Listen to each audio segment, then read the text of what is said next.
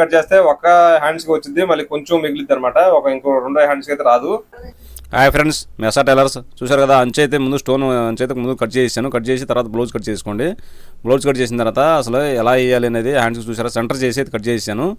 Work అనేది centre చేసి cut చేసుకుని సెంటర్ చేసి అట్లా కుట్టేసుకోండి. అటు ఇటు ఫోల్డ్ చేసుకుని కుట్టేసుకోండి. అంచు కుట్టేసిన తర్వాత ఇప్పుడు మనం హ్యాండ్స్ మీద ఆ విధంగా నేను వేసినట్టు మార్క్ వేసుకొని ఇప్పుడు ఉల్టా మీద కుట్టండి. కుట్టిన తర్వాత అంటే అంచు కుట్టిన తర్వాత తిప్పేసుకోండి.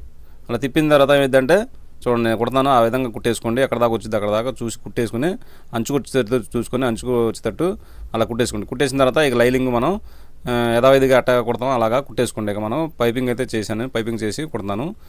మీకు పైపింగ్ కూడా కావాలంటే నెక్స్ట్ వీడియోలో చూపిస్తాను నేను. ఆ విధంగా కుట్టేసుకోండి.